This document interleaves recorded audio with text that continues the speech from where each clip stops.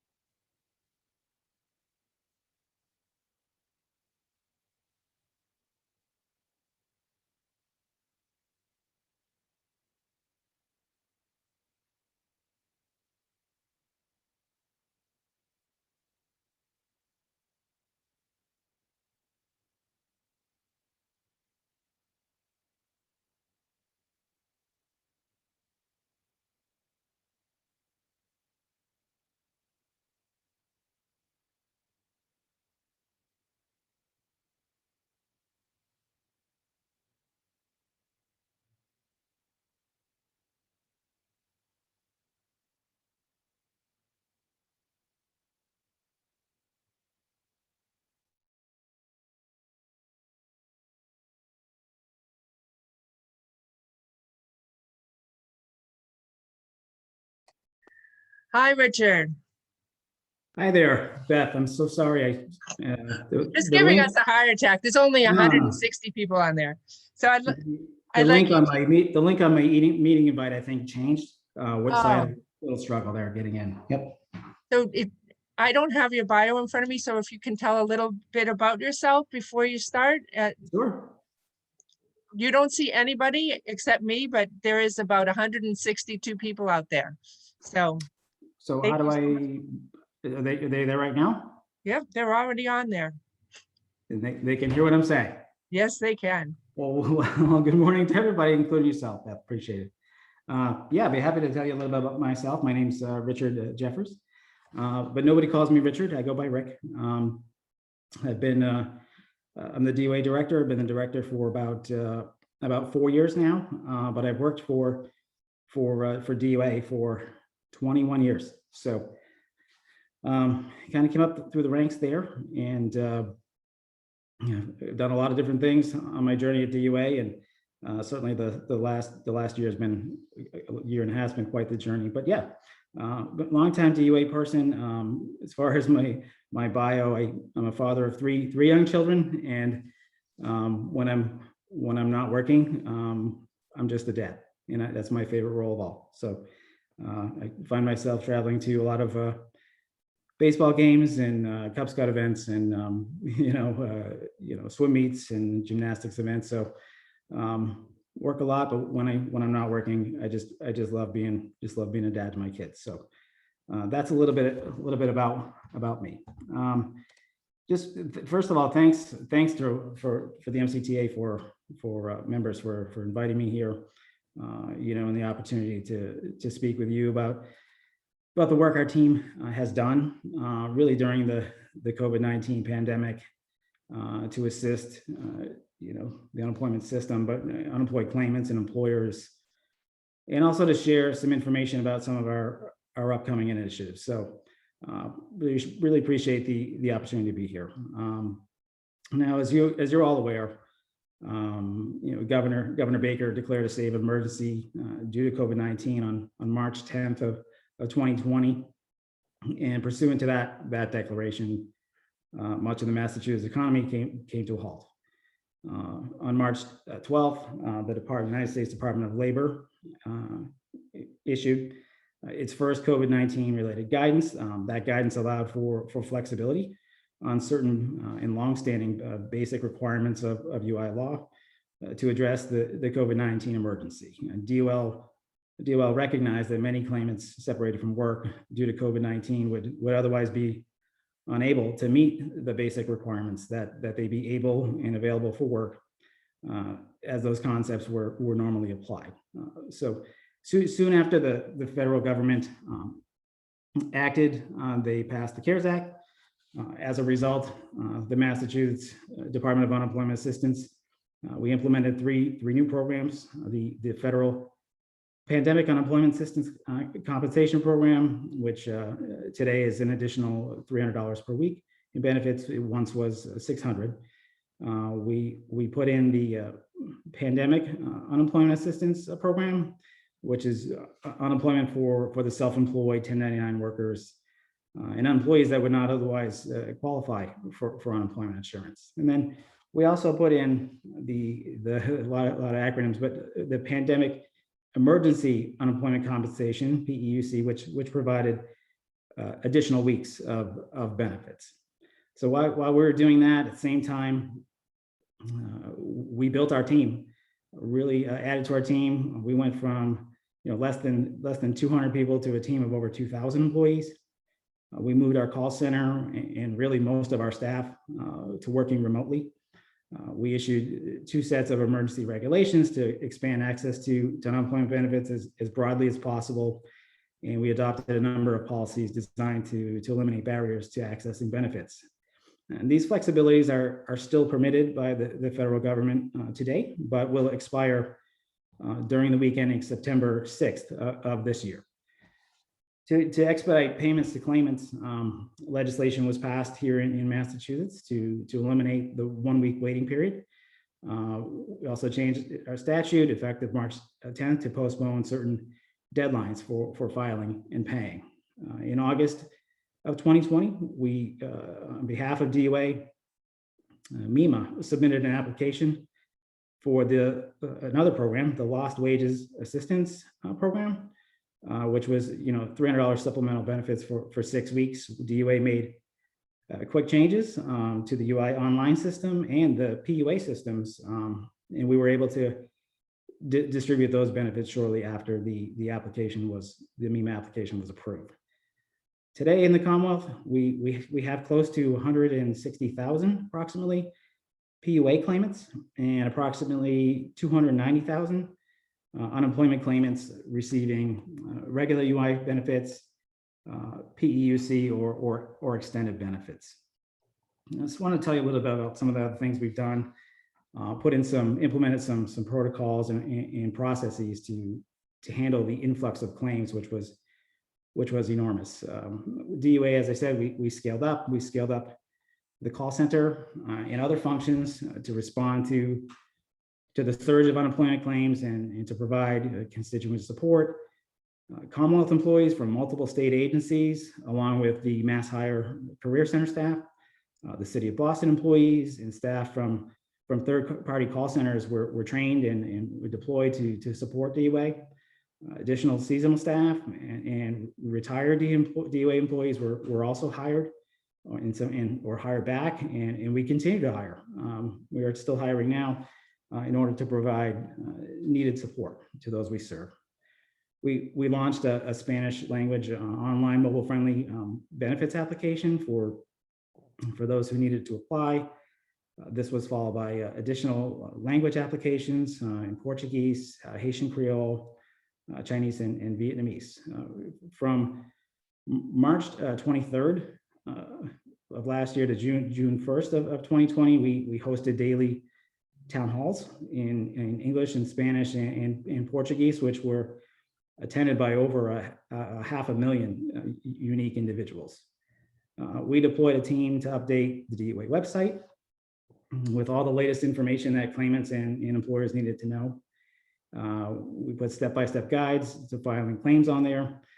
In addition, our multilingual page has valuable unemployment assistance information in 12 languages: Spanish, Portuguese, Haitian Creole, Chinese, Vietnamese, Russian, Khmer, like Lao, Italian, French, Korean, Arabic. So 12 languages. We also engaged many community-based organizations to make sure that the information on our website was helpful and easy to navigate. So our team has worked tirelessly. We're tired, but I say tirelessly to provide claimants with the very best possible service we can provide.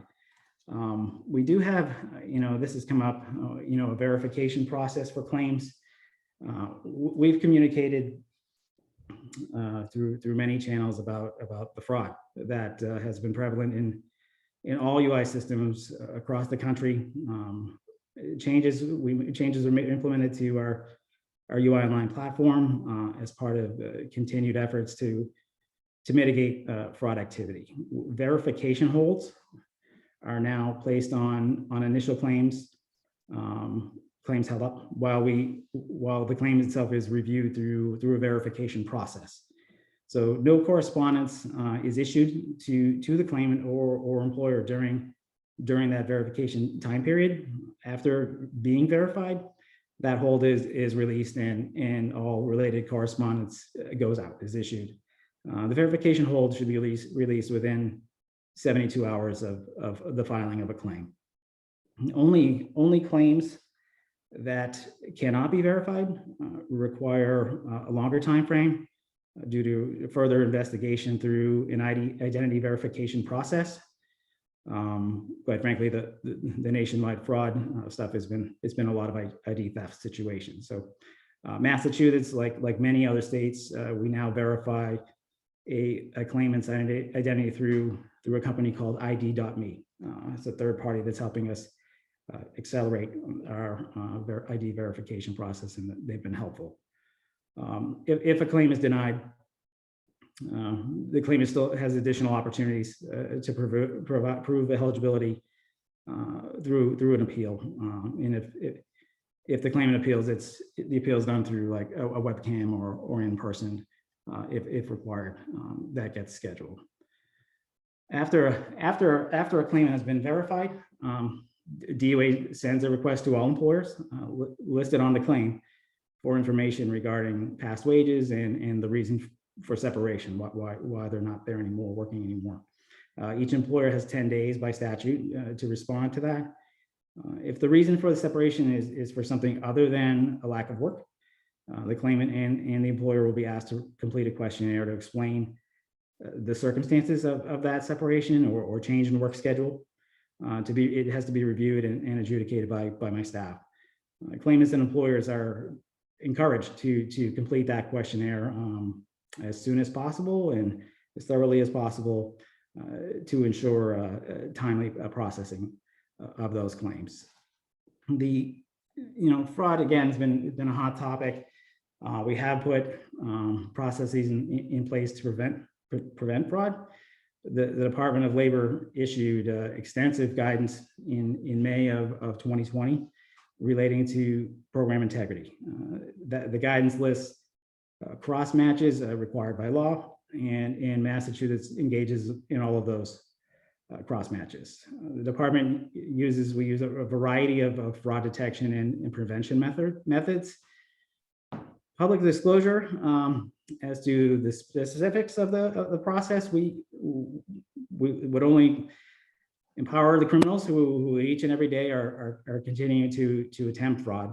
So we want to be careful about what we share here. However, what we can say is a couple of things. First, number one, every claim that's filed is checked against dozens of attributes for the likelihood of being fraudulent. Numerous validations are run on every claim, including the verification of personal information. An example would be Social Security number. And that is done with various entities. Potentially fraudulent claims are flagged, and claimants are required, as I said earlier, to provide proof of identity. Secondly, all new claims are run through these checks before payment of a claim is authorized. And third, the department we're constantly evaluating our fraud prevention procedures. The DOA has seen these schemes perpetrated by criminals change frequently. There is evidence of these schemes perpetrated by large global scale criminal organizations, and we are in constant contact with law enforcement and our counterparts in other states in order to compare fraud schemes, learn, and share information. It's a constantly changing landscape. I want to talk a minute too about the pandemic unemployment assistance program and the rollout there. PUA makes funds available with fewer barriers to entry than our regular UI program, and covers individuals who are not covered by regular unemployment insurance, including gig workers, the self-employed, employees of religious organizations, just to name a few, PUA is funded by the federal government, but administered at the state level. This is in 2020 was a program that prior to that had never existed before. Massachusetts we launched our PUA portal in April of 2020. We were one of the first states in the country to launch our PUA program. We actually did it about 10 days ahead of our own schedule. In order to collect PUA claimants, they must not be eligible for regular unemployment insurance. Thus, the CARES Act requires a match between the UI system and the PUA system to determine if individuals collecting PUA had UI qualifying wages. So not only did we have to build out the PUA program, we had to build it so it would talk to our other programs. Additionally, prior to submitting an application for PUA, every individual has to answer a series of questions as part of the process. One of those is, during the last 12 months, did you earn a total of $5,400 of employment income from employers who took taxes out of your paycheck? If the individual answers yes to that question, they're directed to go apply for regular UI and would not be allowed to apply for PUA unless or until that individual has been determined ineligible for regular UI. We also have a PUA verification process in our PUA system. We actually have several systems in place for identity verification, including several cross matches required by the federal government. Because our weekly benefit amount in Massachusetts is the highest in the country, we rolled out early. The PUA system was last spring of 2020, was subject to fraudulent claims. Actually, it was more early the summer of 2020. These claims were difficult to detect because they were filed with legitimate data that had been stolen from past national data breaches. And just to be clear again, there's been no data breach at DUA. That information was acquired elsewhere. And as a result, what we did was we instituted a number of additional checks in the PUA system to detect claims made using a stolen identity. One of these measures was to require, again, claimants to provide documentation of their identity. These were new processes, new program, new system, everything. We've had to make improvements as we've learned and moved along. So that's kind of where we've sort of been the last, I don't know, year and a half or so. But where are we now? So the state of emergency ends today. So pleased to be here on this day. And our focus is on helping claimants get back to work and or finding new employment. And as the federal extensions they're set to expire on the week of September 4th, it's important that claimants are able to secure employment. And with us being here, we are in June. September's it's really not that far away, and we're really encouraging claimants to be searching for their next job or find new employment. So what we're doing effective this week that we're currently in, week ending June 19th, we have reinstituted our work search requirements. This means that claimants are required to perform 3 work search activities per week. Now, there are lots of activities that can satisfy these requirements.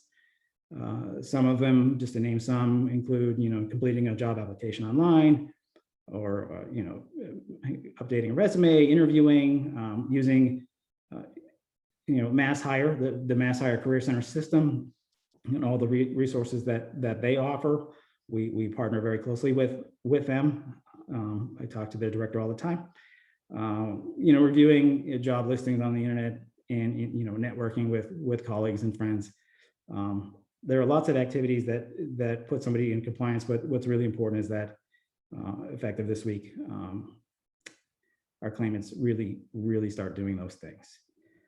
DUA is as I said, is in partnership with with the Mass Hire Department of Career Services. We've begun a large campaign to help claimants find suitable employment. We're issuing weekly emails to claimants to make them aware of these requirements, the work search requirements, and also to let them know the services that are available to them. FAQs have been posted on mass.gov, and we're working on additional helpful tools for claimants. Some of the other things that are in the works, instructional videos, there's a lot of communication, robocalls perhaps, lots of other initiatives we have going to really get the word out to our claimants that the work search requirements are back in place. And reinstituting the work search requirements has been it's been a lot of work to not only operationalize that once again, but also communicate out to a wide population of people, and really let them know about the services that the Mass Hire Career Centers offer. So that's my update here for today. I'd be happy to take, grateful to take some questions. I'm very pleased to be here. If you have any questions or things that are on your mind, I'll do my best to answer any questions that you might have. Thank you, Richard. I actually have a bunch that were written ahead of time. So if you don't mind, I'll read a couple to you. Okay.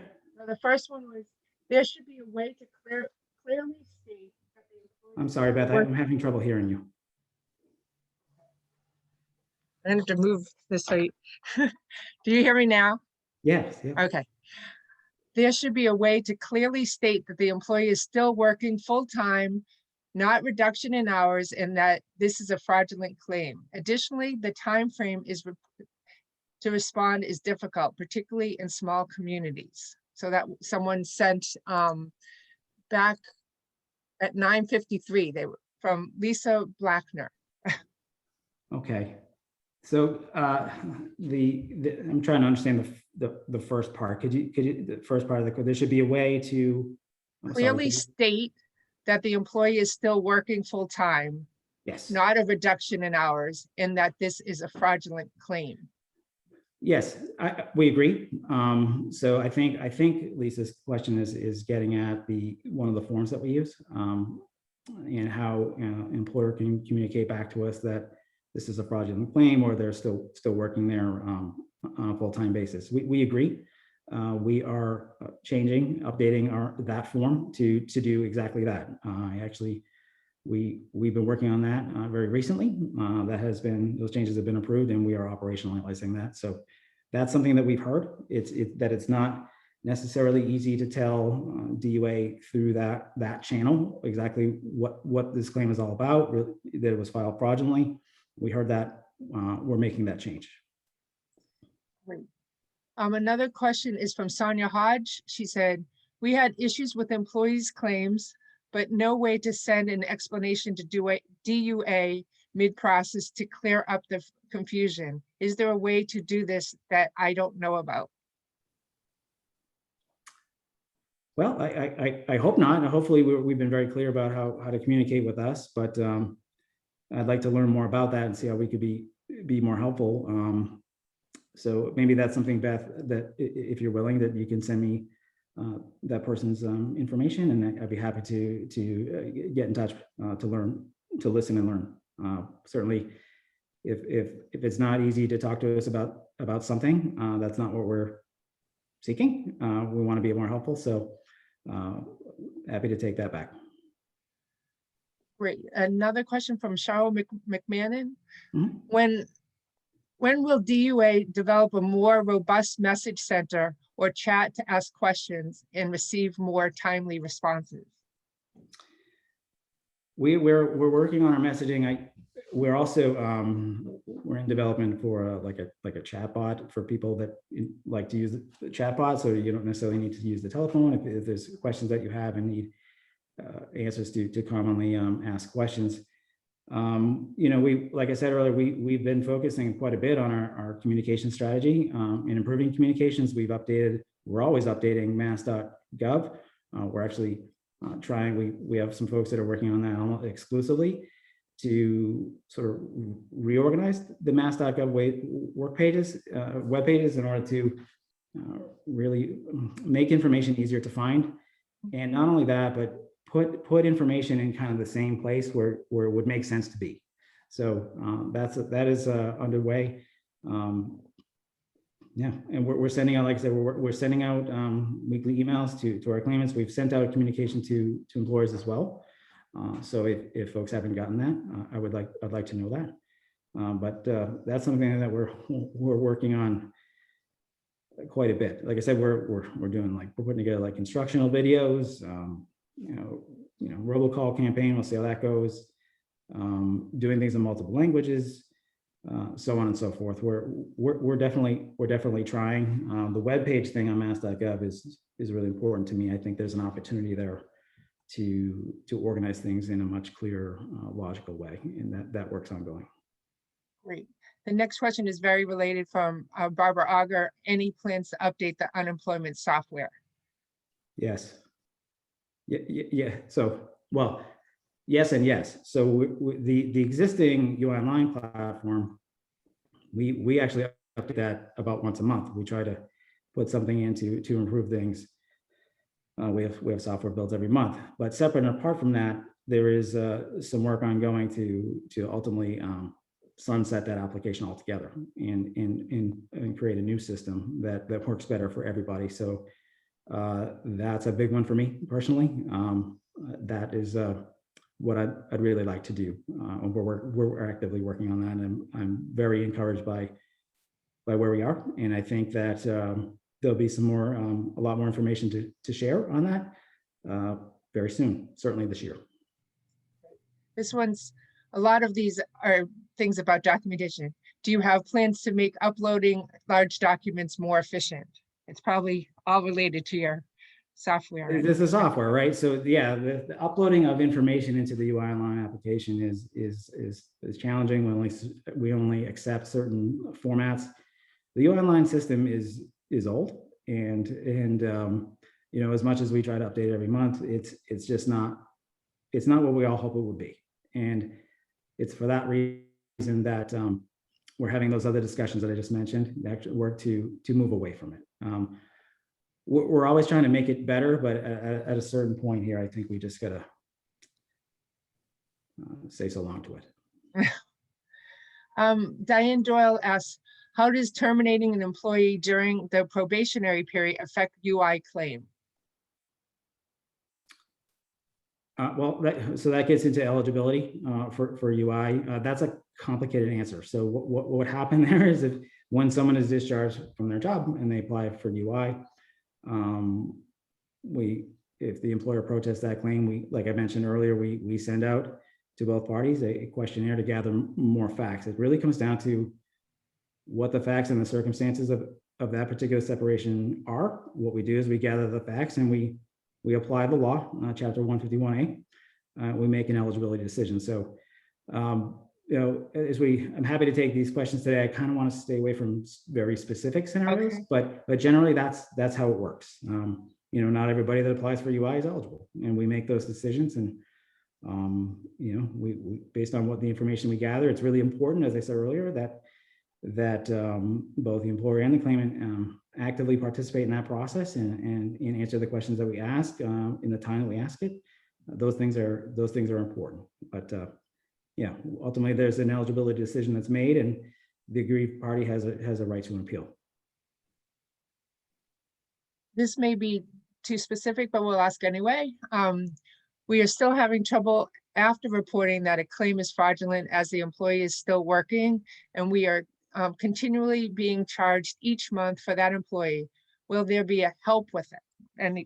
Any help with this? Yes, as I mentioned, the fraud situation, this last year has been nothing we've ever seen, not just in Massachusetts, but it's a national problem. We did stand up the process on mass.gov, where individuals who had a claim filed under their name could report to us that the claim was filed fraudulently. If somebody that if you have someone that works for you now that had a claim filed in their name, that's where they should go to fill out that report. Many people have. When that is submitted, it's called the fraud reporting form. When that fraud reporting form is submitted, there are some activities that occur automatically on the back end within DUA, including putting a hold on that claim. So if there are claims filed after you're getting claim notices for someone that still works for you or had a claim filed in their name, that I would encourage you to go there and follow that process. Another question, how do we find out someone is actually being paid? I see infrequently how much in benefits has been paid out. This by Lisa Blackman. I don't, if she can clarify that, that would be great if you want. Well, I mean, let me see if I can offer some help. We do have if an employer has a question, any employer has a question, we do have a what we call a revenue call center. You can call and inquire. The phone number is 617-626-5075. We have a team that answers the phone there that can help with any employer related inquiry.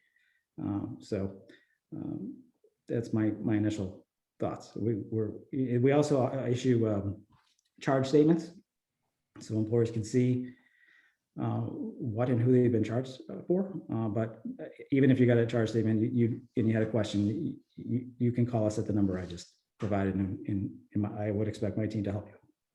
That was 617-626-5076. 5076. Okay, I'll write it in the chat. Will towns each have their own representatives to call or email if there are issues in the future? Their own representative. I mean, that's not something we have in place today. It sounds like that's a request, which I can take back. There's a lot of cities and towns, but like I said, we have a contact center. I have a whole revenue department that exists to help.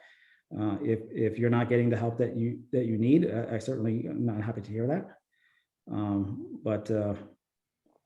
We don't have any process right now where each city and town has their own rep. I can certainly bring that back to the team and see if we think that would be helpful. It sounds like since there is an ask, we should be responsive. Okay. When does the town receive a credit on their bill when a claim was paid? We paid our bill, but it was determined at the hearing that the claim was invalid and should not have been paid. Okay. Well, I should have brought my folks with me today. This is I know. In general, I think if I got this one right, so somebody was awarded benefits, there was an appeal. At the appeal, the claimant was determined ineligible. This is the hypo I think I'm walking through. So that means that claimant will receive benefits to which they were not entitled. In that situation, we, DUA, are responsible for recovering from that individual the benefits that they received that they should not have received. And we have various ways to do that. We have a whole collections process. We offer payment plans and things of that nature, credit card payment options, but it's when DUA recovers the funds that the employer is credited back. Okay, I think this one is a lot of the same, but one of the last one. We have been responding immediately. However, we have found even with rapid response, these people have already been paid. The timing of payment to the claimant versus waiting for the employers respond seems backwards at times. We know you have been inundated. Well, we've been inundated, but we still have a job to do, right? And then we understand that this is what we do. So that's another one, Beth, I'd like to hear more about, maybe directly. There's a lot. One of the reasons why I like to come and talk to folks is not just to talk, but to listen. And I often learn about things we could be doing better or things that are really important to the people that we serve. So that's another one I think I'd like to learn more about. And if you'd be sort of willing to help me with that, I would take that back and take it on. So it's 5075, not 6. Oh, I'm sorry. I will write that over again.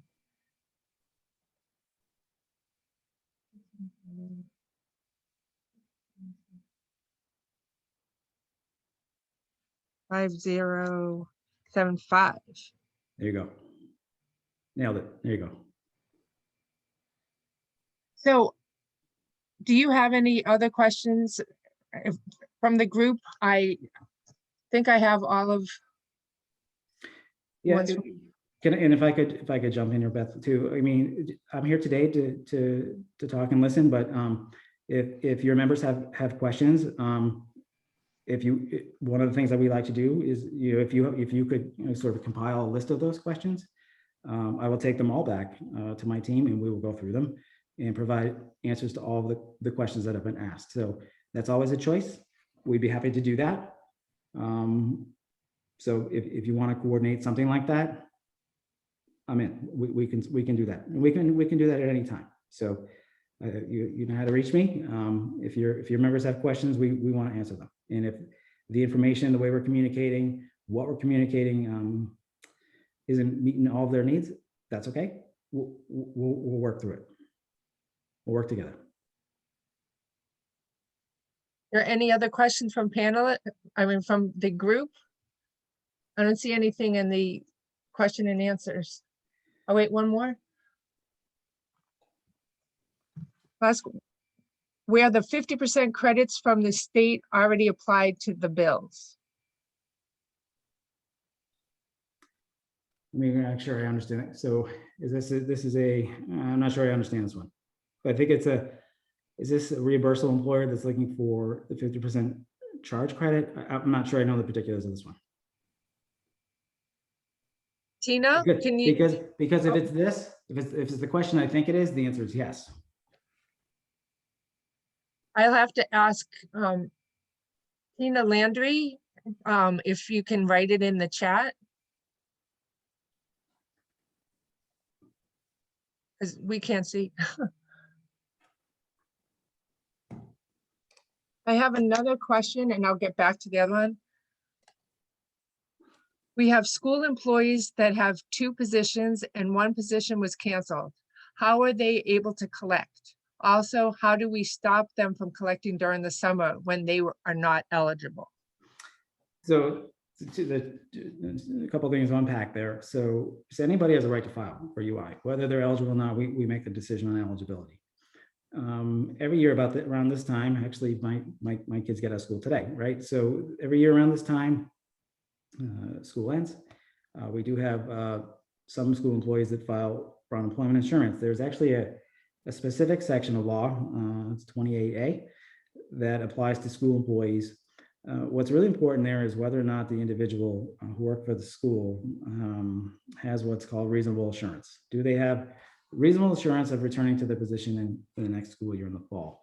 I don't know the particulars of this person, or there are multiple positions that they hold, but we see a lot of teachers every year that file for UI. If they have reasonable assurance of returning to that position in the fall, they're usually not eligible for unemployment insurance. So one of the things that some cities and towns do very well, that I think is a good practice, is if an individual that works for the school department has reasonable assurance to issue them something in writing that says exactly that they have assurance of returning to the position in the fall.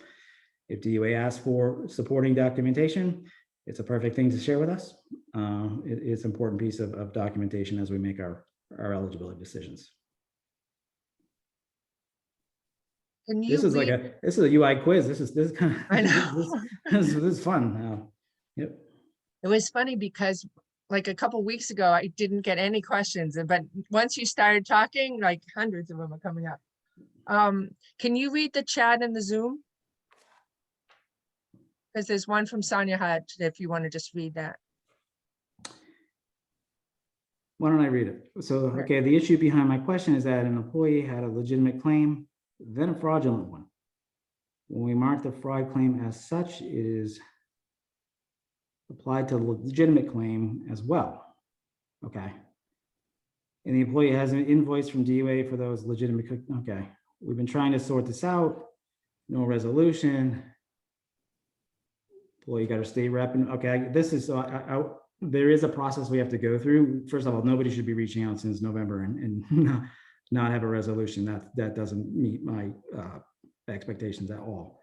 I'd like to know more about this one in particular. If I don't want it in the chat, but if someone can,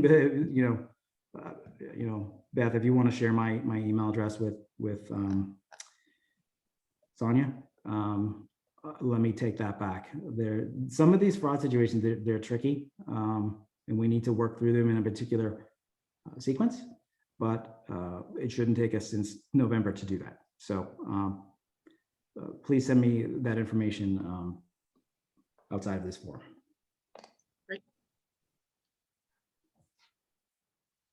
So were there any other questions from anyone? Beth, thank you so much for having me here. I'm gonna go back. If like I said, if you have questions, if you could corral them, we'll take them. I'm happy to address them. If we're okay for right now, I'm gonna go back and see what I can do to help move our initiatives along. But yeah, just because I'm here today, like I said, doesn't mean I can't answer questions any other day. So please let your members know that, and we will work with them to get the answers that they need and the information that they need. So yeah. Thank you so much for being right on the spot, getting so many questions. I really appreciate it. Yeah, that was fun. I was, like I said, I got 21 years of DOA experience, and you guys tested my knowledge of all over the program. So that was a lot of fun. But and thank you all to your membership for everything that they're doing. It's been a challenging time, and the employer community, everybody involved it's been a challenge for all of us. And we're DOA is doing the best that we can. I can tell everybody here that my team is working constantly and have been. But we have more work to do, and we're committed to doing that. So thank you so much. And Beth, you know where to find me. Thank you. Thank you. All right. Have a good day, everybody. Take care.